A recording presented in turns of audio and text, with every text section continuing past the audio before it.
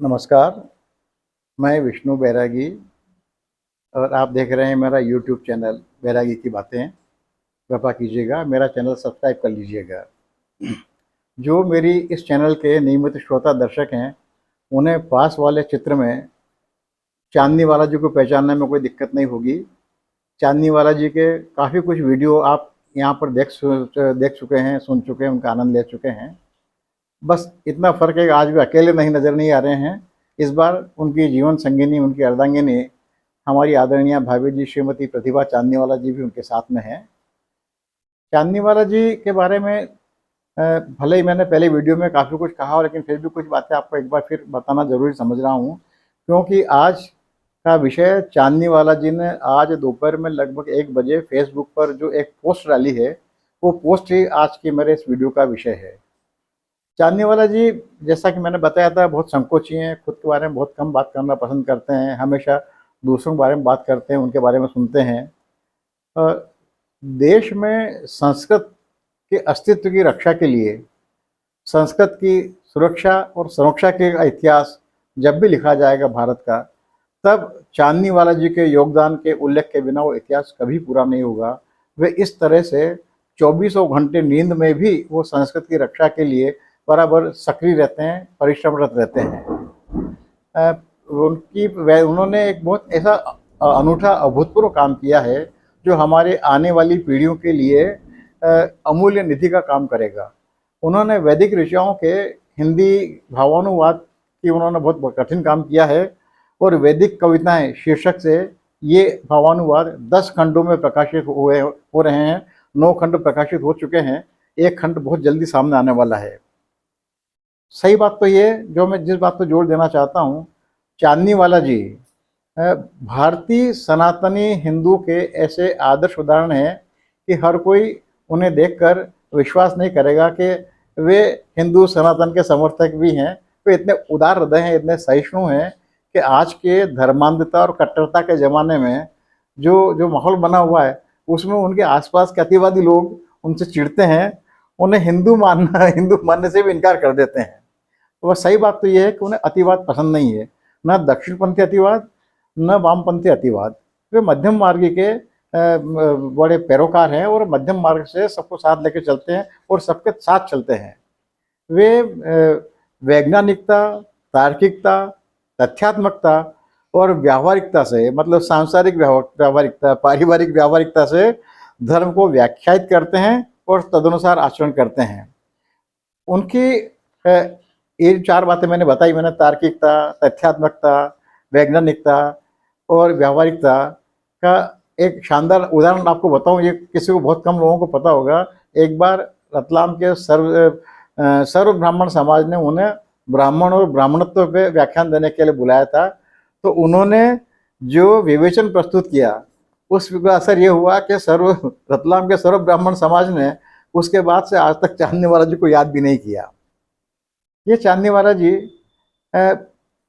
राम पर और रामायण पर और संस्कृत पर व्याख्यान देने के लिए भारत में दूर दूर से बुलाए जाते हैं और उन्हें बहुत ध्यान से सुना जाता है। अभी आने वाले शायद सितंबर महीने में 19 सितंबर को उड़ीसा पुरी में एक बहुत अति आदर्श कवि सम्मेलन होने वाला है। स्वामी निर्मल चैतन्य आनंद जी महाराज के संयोजन में वो हो रहा है। इसमें चांदनीवाला जी उसमें आमंत्रित हैं। तो चांदनीवाला जी हमारे रतलाम की पहचान ही नहीं है। रतलाम में वो शब्द पुरुष, शब्द ऋषि के स्वरूप को ग्रहण कर चुके हैं, और जिससे कहिए कि हर कोई उनसे मिलकर उनसे बात करना चाहता है और उन्हें बात करते हुए देखना चाहता है।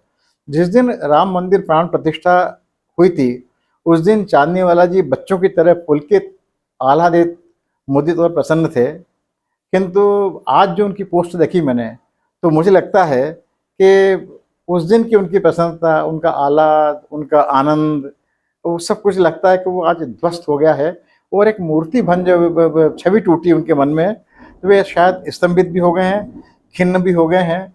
लेकिन उनके संस्कार उन्हें मुखरित होने से बराबर रोकते हैं, ये भी अनुभव करता हूँ मैं। उनकी मैं बहुत सूत्रों में बात करने की कोशिश कर रहा हूँ। चांदनीवाला जी संज्ञाओं से परेशान होते हैं, लेकिन सर्वनामों के जरिए अपनी पीड़ा व्यक्त करते हैं। आज उनकी जो पोस्ट है, मैं उसे जश के तस पढ़ रहा हूँ और कमेंट बॉक्स में उस पोस्ट का लिंक भी दे रहा हूँ। संभव हो तो आप वहाँ जाकर उसे देखिएगा, उसे खुद पढ़िएगा और आपको मेरी बात की पुष्टि होती नजर आएगी। और इनके एक एक शब्द से मुझे चांदनी वाला जी की अंतरात्मा का चित्कार और ऐसा लगता है कि खून के आंसू एक एक शब्द से टपक रहे हैं, ऐसा मुझे अनुभव होता है। चांदनी वाला जी लिखते हैं, बहुत ध्यान से पढ़िए, सुनिएगा, मैं बहुत धीरे से पढ़ रहा हूँ। वे लिखते हैं, अभी अभी अयोध्या से लौटा हूँ, भले ही मेरे मित्रों को मेरा कथन रुचिकर न लगे, क्योंकि उनके मित्र ऐसी बातें सुनने के आदी नहीं है। जैसा मैंने कहा, अतिवादियों से वो घिरे रहते हैं और अतिवादियों से परेशान रहते हैं। तो मेरे मित्रों को मेरा कथन भले ही रुचि करने लगे, लेकिन जो देख कर आया हूँ वही बता रहा हूँ। अयोध्या का नवनिर्मित श्री राम मंदिर अभी बहुत बहुत अधूरा लगता है। पूरा भारत उमड़ रहा है यहाँ, लेकिन भीड़ पर किसी का नियंत्रण नहीं। योगी जी बार बार जाकर यहाँ की व्यवस्था देख रहे हैं, लेकिन यह व्यवस्था शायद महत्वपूर्ण और अति महत्वपूर्ण लोगों के लिए ही है, क्योंकि आम आदमी धक्के खाता हुआ और परेशानी दिखाई दिया वहाँ। विगत 2 महीनों में बाजार तेजी से फैल गया है, लोग बहुत आस्थावान हैं, इसीलिए सब कष्ट झेलकर भी कुछ नहीं कह रहे। जगह जगह कचरे के ढेर लग रहे हैं, चप्पे चप्पे पर एक साथ 4-4 जवान तैनात हैं, लेकिन वे चारों 4 कुर्सियों पर लंबे पांव फैलाकर आराम फरमाते हुए मिले या मोबाइल में आंख गड़ाए हुए। गर्मी के दिनों में पेयजल की कोई व्यवस्था नहीं है।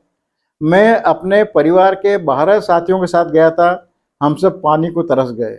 चांदनी वाला जी गए कुछ दिनों से अपने भाई बहनों के साथ, कुटुंब के साथ में तीर्थाटन पर निकले हुए हैं। वो काशी, बनारस, प्रयाग इधर सब होकर आए हैं, अभी अयोध्या में है। आगे लिखते हैं, वो सब और निर्माण कार्य चल रहा है, इसलिए रेत, पत्थर, सीमेंट का फैलाव है। श्री राम की प्रतिमा के दर्शन का आनंद तो आया, लेकिन मंदिर परिसर में जिस शांति के लिए जाया जाता है उसका एहसास नहीं हुआ। आश्चर्य है कि विश्व भर में तेजी से प्रसिद्ध हो रहे अयोध्या के श्री राम मंदिर तक का पहुंच मार्ग तक उबड़ खाबड़ है। वो बहुत पीड़ा से लिखते हैं, आप अनुभव करेंगे। मुझे सच में लगता है हम अयोध्या के श्री राम मंदिर को लेकर बहुत जल्दी में थे। श्री राम ने अपने जीवन में ऐसी जल्दबाजी कभी नहीं की। खोई हुई सीता को खोजने में भी श्री राम धीरज से बंधे रहे। अभी मंदिर को पूरा बन जाने देना था। और ध्यान से सुनिएगा, क्योंकि यही मुद्दा हमारे सनातन धर्म के शिखर धर्म पुरुषों शंकराचार्य जी उठाया था, और राजनीतिक प्रतिबद्धता और व्यक्तिगत निष्ठता के निभाव में हम लोगों ने, सनातनी समाज के बड़े हिस्से ने हमारे शंकराचार्यों तक का उपवास बढ़ाया, उनकी आलोचना की थी। चांदनी वाला जी लिखते हैं, अभी मंदिर को पूरा बन जाने देना था, अभी व्यवस्थाएं तय होनी थी, अभी यहाँ की शांति के लिए नियम सुनिश्चित किए जाने थे, अभी यहाँ आने वाले श्रद्धालु भक्तों के लिए हर संभव सुविधा के प्रयास होने थे। मैं समझता हूँ जो कुछ भी हुआ है वह आधे अधूरे यज्ञ अनुष्ठान में पूर्णाहुति जैसा काम है।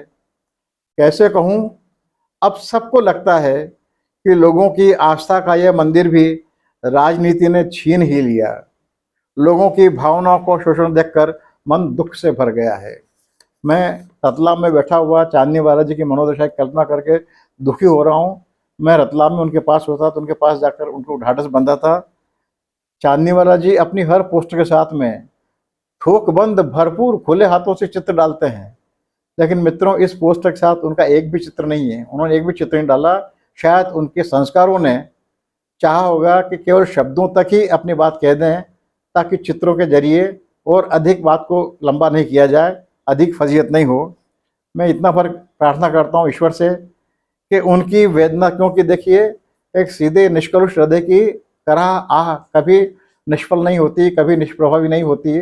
तो मैं ईश्वर से याचना करता हूँ कि उनकी वेदना से उपजी करा का प्रभाव कम से कम लोगों पर हो, और कम से कम मात्रा और कम से कम परिमाण में हो। यही कामना कर सकते हैं। बहुत बहुत धन्यवाद चांदनी वाला जी। मैं और मुझ जैसे तमाम लोग आपकी पीड़ा में आपके साथ हैं, और भरोसा कीजिए ईश्वर सब ठीक करेगा। अपनी पीड़ा को कम करने का जतन कीजिएगा। धन्यवाद। नमस्कार। मैं विष्णु बैरागी।